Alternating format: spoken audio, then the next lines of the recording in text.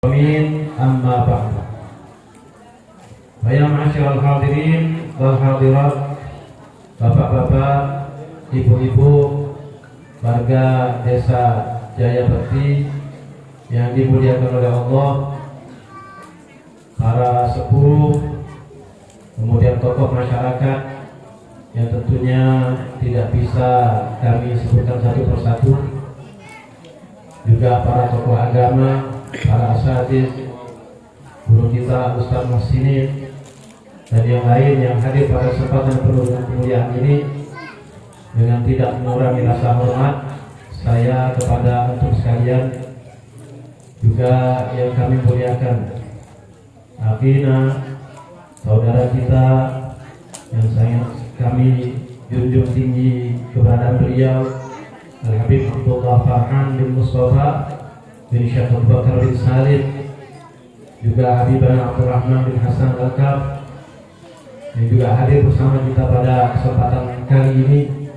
Mudah-mudahan pertemuan yang kita lakukan pada saat ini menjadi penyebab daripada mendapatkan pandangan Allah Subhanahu wa taala. Silaturahmi akan senantiasa terjaga. Mudah-mudahan pertemuan ini bukan sebatas di dunia saja, akan tetapi Allah Subhanahu wa taala akan pertemukan kita semua di akhirat kelak. Amin ya rabbal alamin.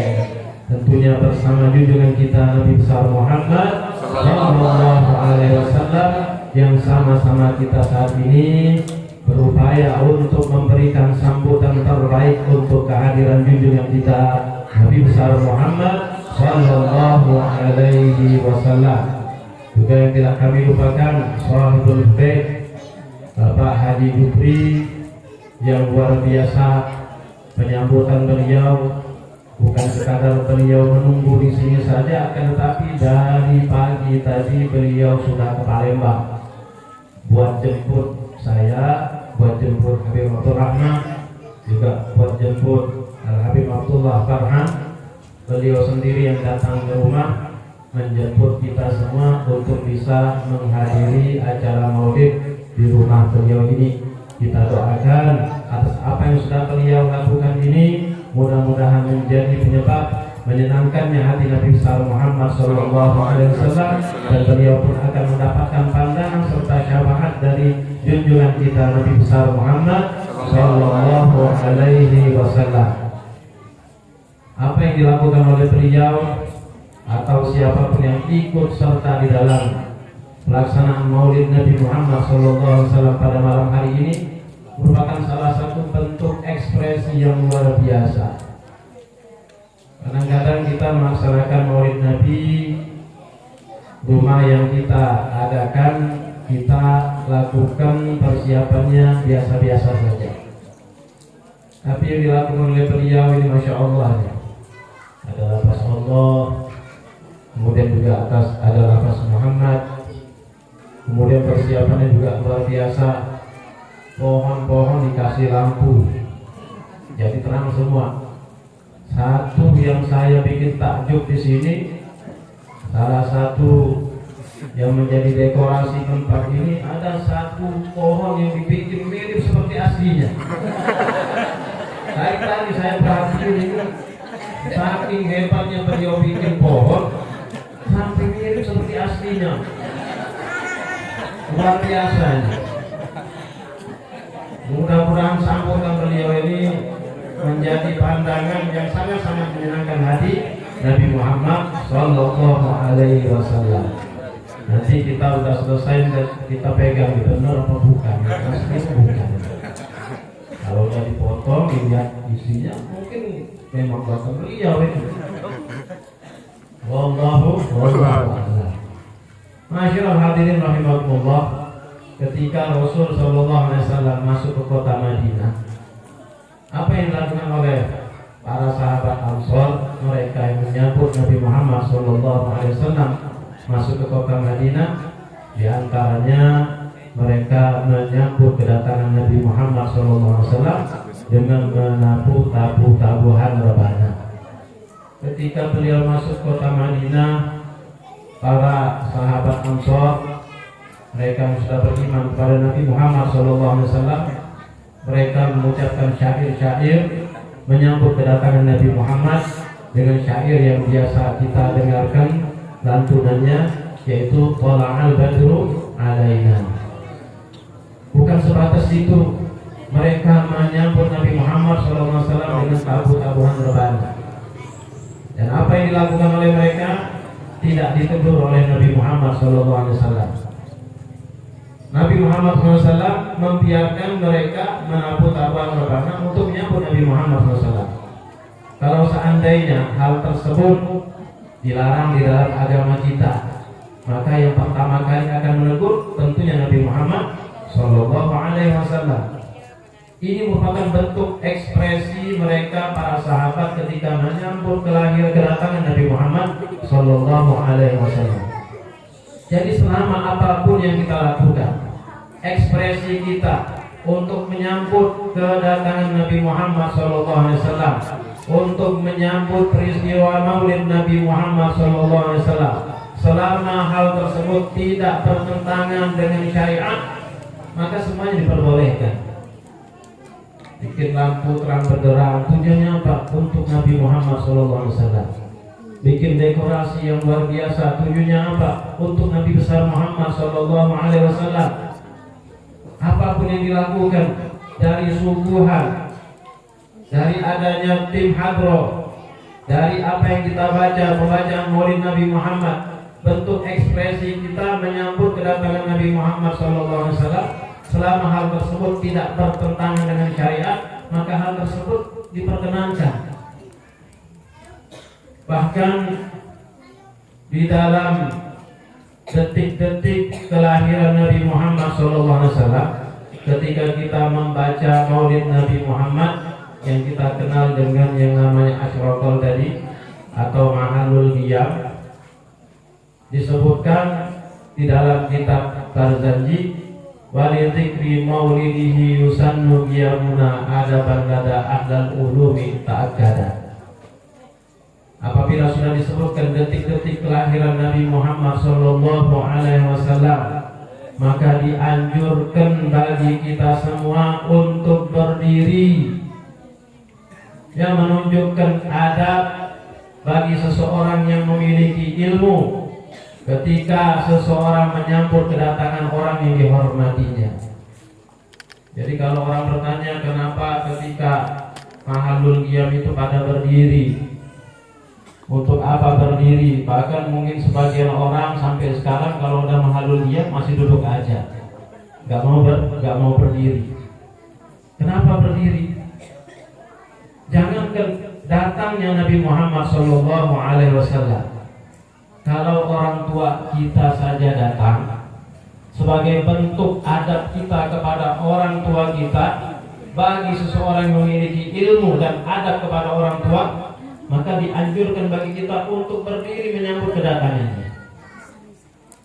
Datangnya seorang ulama, bahkan mungkin di dalam pandangan duniawiya kita, dalam keseharian kita, datangnya seorang pejabat, ada orang pejabat datang, kemudian kita masih duduk, nggak menyambut dia.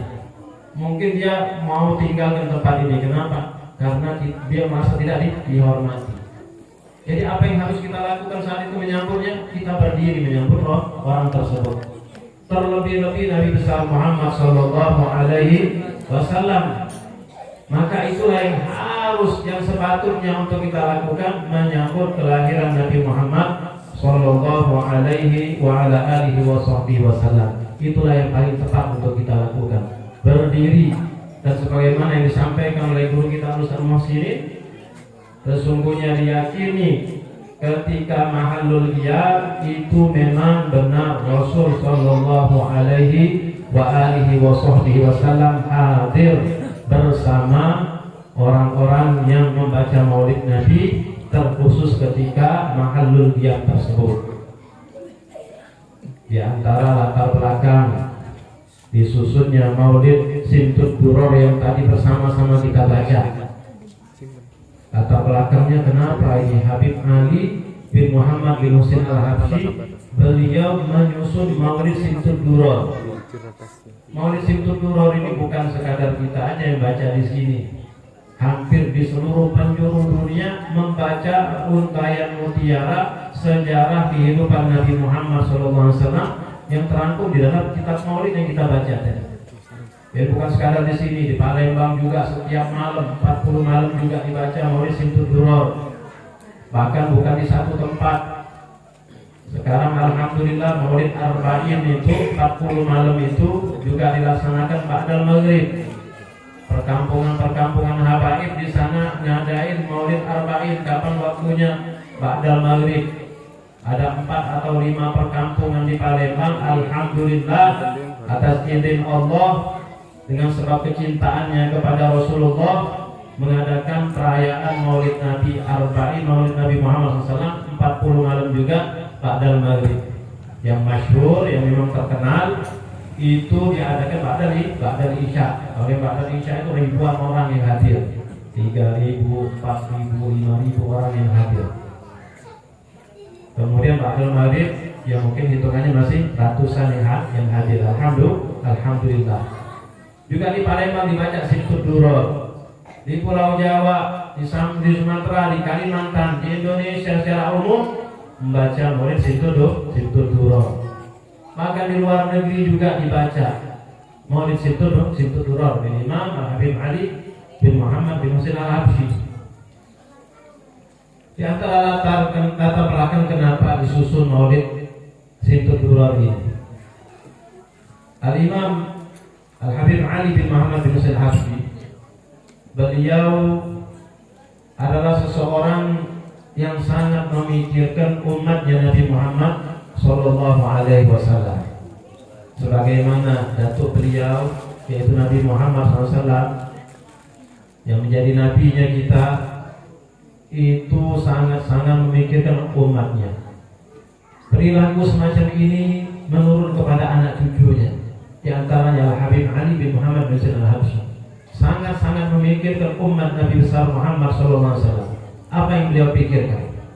Beliau memikirkan bagaimana caranya umat Nabi Muhammad SAW agar bisa memiliki ikatan yang kuat dengan Nabi Muhammad dan memiliki kedekatan dengan Nabi Muhammad SAW, sebagaimana dekatnya orang-orang yang soleh, sebagaimana dekatnya para aulia Allah, dan sebagaimana dekatnya para sahabat Nabi Muhammad SAW. Beliau berpikir keras bagaimana menjadikan umat ini dekat dengan Nabi Muhammad. Sampai suatu ketika beliau mendapatkan ilham, beliau menyusun Maulid Simtud Duror. Beliau susun Maulid Simtud Duror. Kenapa beliau memilih menyusun Maulid Simtud Duror? Kenapa bukan beliau memilih untuk menyusun zikir-zikir yang ditertibkan atau menyusun sholawat-sholawat tertentu? Ternyata jawabannya adalah apa yang dilakukan kita ketika kita membaca Maulid Simtud Duror ataupun maulid-maulid yang lain adalah mengundang kehadiran Nabi besar Muhammad Sallallahu Alaihi Wasallam. Ketika Nabi besar Muhammad Sallallahu Alaihi Wasallam hadir, maka saat itu berarti orang-orang yang ada di dalam perkumpulan tersebut yang dibacakan di dalamnya Maulid Simtud Duror, mereka memiliki kedudukan yang sangat dekat dengan Nabi Muhammad Sallallahu Alaihi Wasallam. Yang mana kedudukan semacam ini atau dekatnya seseorang dengan Nabi Muhammad Sallallahu Alaihi Wasallam hanyalah dimiliki oleh para sahabat Nabi Muhammad Sallallahu Alaihi Wasallam. Kenapa para sahabat Nabi Muhammad Sallallahu Alaihi Wasallam mereka memiliki kedudukan nanti menjadi orang-orang yang paling dekat dengan para nabi di hari kiamat? Ma'alladzina an'amta alaihim minan nabiyyin was-siddiqin wasyuhada was-salihin. Akan masuk ke dalam surga para nabi, Para siddiqin, siapa siddiqin? Mereka para sahabat-sahabat Nabi Muhammad sallallahu alaihi wasallam. Wasyuhada'i wassalihin, mereka para syuhada dan mereka juga para sholihin. Kenapa sahabat Nabi Muhammad SAW mendapatkan kedudukan yang agung nanti di hari kiamat berdekatan dengan para nabi? Dikarenakan mereka lah orang-orang yang dekat dengan Nabi Muhammad SAW secara lahiriah dan batinnya ketika Nabi SAW masih hidup. Apa definisi sahabat? Kita ini sering menyebut nama sahabat Nabi Muhammad SAW. Kita sering menyebut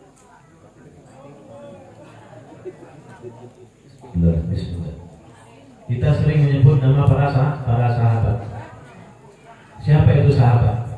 Sahabat adalah orang-orang yang beriman kepada Nabi besar Muhammad SAW dan bertemu secara langsung dengan Nabi Muhammad SAW ketika Nabi Muhammad SAW masih dalam keadaan hidup. Walaupun pertemuan tersebut dengan Nabi Muhammad dalam waktu yang sebentar, walaupun pertemuan dengan Nabi Muhammad SAW saat itu di dalam keadaan yang mungkin gelap, mungkin ada kondisi seseorang yang beriman kepada Nabi, yang Islam, kemudian beriman pada Nabi, bertemu dengan Nabi, berdekatan posisinya, meskipun tidak melihat secara langsung Nabi Muhammad SAW karena keadaan gelap. Meskipun orang tersebut masih kecil dan belum tamyiz, meskipun jaraknya jauh, mungkin ada seseorang sahabat yang dari sini melihat dari kejauhan Nabi besar Muhammad SAW, jaraknya jauh, atau orang tersebut dilihat oleh Nabi Muhammad SAW. Dia nggak melihat Nabi, tapi Nabi melihat kepada orang tersebut. Maka dikatakan hal-hal yang semacam inilah yang menjadi kriteria seseorang itu dikatakan sebagai seorang sahabat Nabi besar Muhammad SAW. Dan kedudukan para sahabat Nabi SAW adalah kedudukan yang paling agung setelah kedudukan para nabi.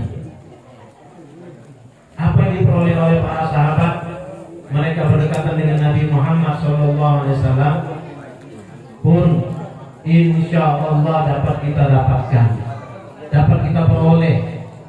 Kapan kita memperolehnya?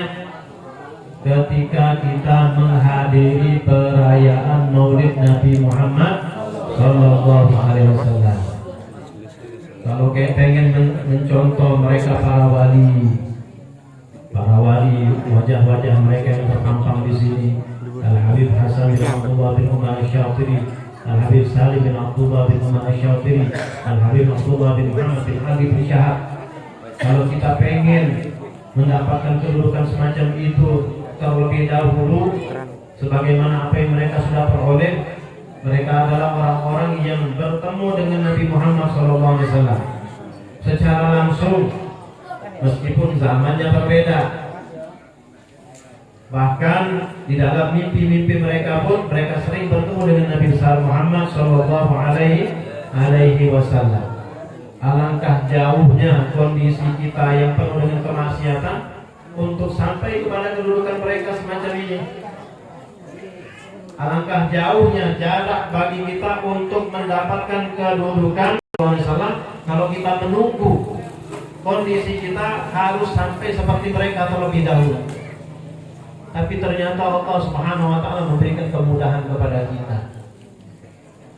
Dengan duduknya kita di majelis taklim, di majelis maulid semacam ini, maka kita pun akan mendapatkan kondisi terdekat dengan Nabi besar Muhammad Sallallahu Alaihi Wasallam. Meskipun kita tidak melihat secara langsung Nabi besar Muhammad Sallallahu Alaihi Wasallam, karena memang diyakini ketika pembacaan maulid, khususnya ketika mahallul qiyam, itu Nabi besar Muhammad SAW hadir bersama orang yang memperingati hari kelahiran beliau. Beliau itu ada, namun kita nggak bisa melihat. orang-orang yang tertentu, mereka yang dibukakan pintu hatinya oleh Allah, mata hatinya oleh Allah, dibukakan oleh Allah, mereka bisa melihat bahwasanya Rasulullah SAW itu hadir bersama mereka ketika pembacaan Maulid Nabi Muhammad Sallallahu Alaihi Wasallam.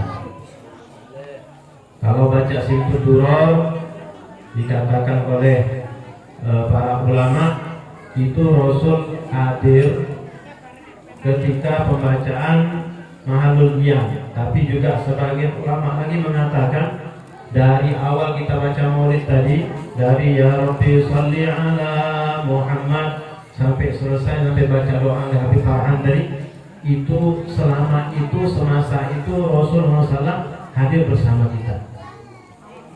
Ada Maulid namanya Maulid Tiba dari Imam Abdul Rahman Ad-Dibai. Itu kalau dibaca juga dari awal sampai selesai, sampai akhir, itu Rasulullah SAW juga hadir di dalam pembacaan Maulid tersebut. Jadi selama kita duduk di dalam majelis Maulid ini, maka yakinilah ma'asyiral hadirin wal hadirat, bapak-bapak, ibu-ibu, yakini sesungguhnya kita saat ini memiliki kedekatan yang luar biasa dengan Nabi besar Muhammad Sallallahu Alaihi Wasallam.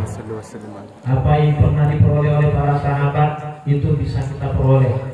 Tapi jangan sampai keluar dari majelis ini, pulang ke rumah bilang sama orang lain, saya ini sahabat Nabi. Loh, kenapa bisa bilang kayak gitu sebagai seorang sahabat Nabi? Oh, tadi Habib yang ceramah itu katanya kalau berdekatan sama Nabi Muhammad itu langsung bisa dikatakan sahabat Nabi. Enggak.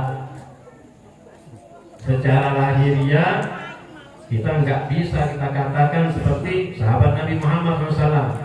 Tapi dalam kondisi semacam ini, kedudukan kita berdekatan dengan Nabi Muhammad SAW seperti apa yang pernah dirasakan oleh para sahabat Nabi Sallallahu Alaihi Wasallam.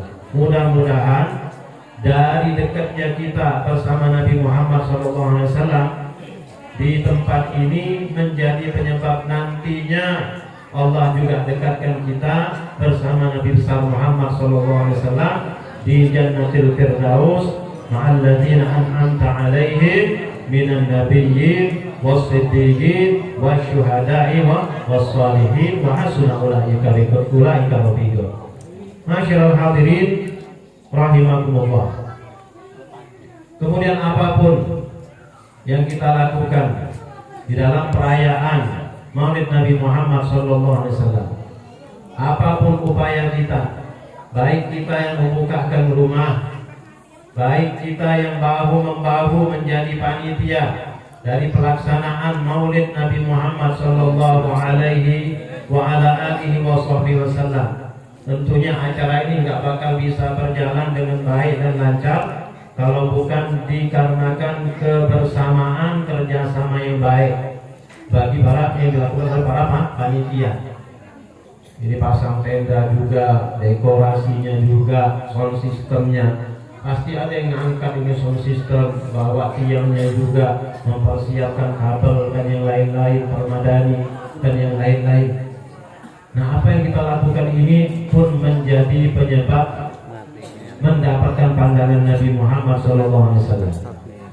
Disebutkan ketika Al-Habib Munzir bin Fuad Al-Musawa, beliau datang ke kota Palembang lebih kurang tahun 2007 di dalam perayaan Maulid Nabi Muhammad SAW di Masjid Agung Kota Palembang. Udah selesai majelis Maulid Arba'in tersebut, kemudian beliau berkumpul bersama para panitia. Beliau memberikan wejangan dan beliau memberikan support, semangat serta dukungan bagi semua orang yang bahu-membahu melaksanakan daripada perayaan Maulid Nabi Muhammad SAW. Beliau mendapatkan keterangan dari guru beliau, Asy-Syaikh Umar Khatib. Bahwasanya kata Asy-Syaikh Umar Khatib, sesungguhnya siapapun yang bahu-membahu di dalam urusan kepanitiaan Maulid, ketika orang-orang para hadirin mendatangi acara maulid, sesungguhnya orang yang sudah mempersiapkan acara ini menjadi sempurna. Baru saja orang datang untuk menghadiri maulid, bagi mereka yang sekadar hadir, sesungguhnya orang-orang yang sudah mempersiapkan acara ini semuanya sudah diangkat pahalanya para panitia itu ke hadratillah. Sudah disampaikan semua pahalanya dan nama-nama setiap orang yang bekerja untuk peringatan Maulid Nabi Muhammad SAW sudah disampaikan kepada Allah Subhanahu Wa Taala ketika kita baru duduk di sini.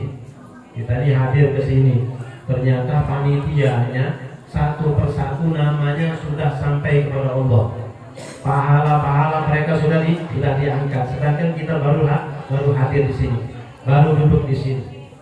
Juga disampaikan oleh Al-Habib Mundir bin Fuad Al-Musawa, sesungguhnya berbanggalah bapak-bapak, ibu-ibu yang punya anak-anak, para pemuda khususnya, para pemudanya yang ikut berpartisipasi di dalam penyelenggaraan Maulid Nabi Muhammad atau apapun kegiatan dakwah yang di dalamnya membantu dakwahnya Nabi besar Muhammad Sallallahu Alaihi Wasallam.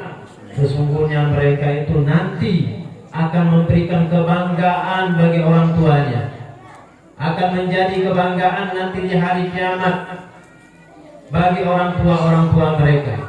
Mereka akan membawa panji-panji yang mana orang tuanya justru akan ikut kepada anak-anaknya, dengan sebab mereka bersama-sama bahu-membahu untuk mengangkat syiar dan dakwahnya Nabi besar Muhammad Sallallahu Alaihi Wasallam. Jadi kita mungkin bapak-bapak, ibu-ibu punya anak-anak remaja yang bisa punya potensi untuk bergabung di dalam majelis-majelis taklim, di dalam majelis-majelis maulid, kasih support kepada mereka, kasih dorongan kepada mereka. Wahai anakku, ikutlah di dalam upaya menjalankan dakwahnya Nabi Muhammad Sallallahu Alaihi Wasallam, karena kami akan menjadi bangga dengan sebab kalian ikut di dalam urusan dakwahnya Nabi Muhammad Sallallahu Alaihi Wasallam. Dikatakan oleh Al-Imam Al-Habib Zaid bin Umar bin Smil, sesungguhnya di antara amal yang paling dibanggakan oleh Nabi Muhammad Sallallahu Alaihi Wasallam sekarang adalah orang yang membantu dakwahnya Nabi besar Muhammad Sallallahu Alaihi Wasallam. Orang yang membantu dakwahnya Nabi Muhammad, orang yang ikut menyebarkan dakwahnya Nabi Muhammad, termasuk sekadar hadir majelis taklim, sekadar hadir majelis, sekadar hadir Maulid Nabi Muhammad Sallallahu Alaihi Wasallam, hadir.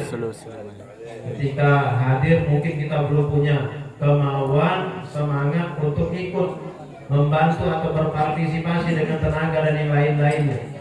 Cukup dengan hadir itu juga termasuk membantu dakwahnya Nabi Muhammad SAW. Mungkin saat ini ketika kita hadir belum merasakan manfaatnya, tapi kalau udah sering hadir majelis taklim, mendapatkan ilmu, mendapatkan manfaat, suatu saat kita pun akan memberikan manfaat kepada yang lainnya.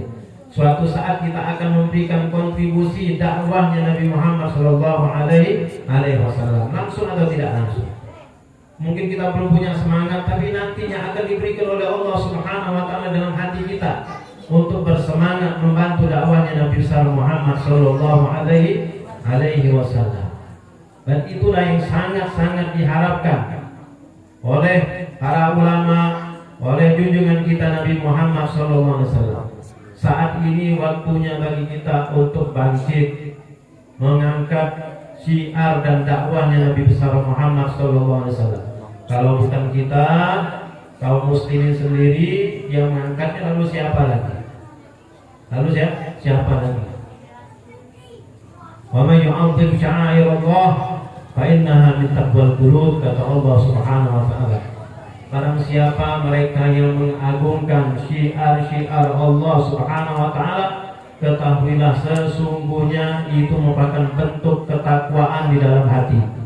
Sedangkan kunci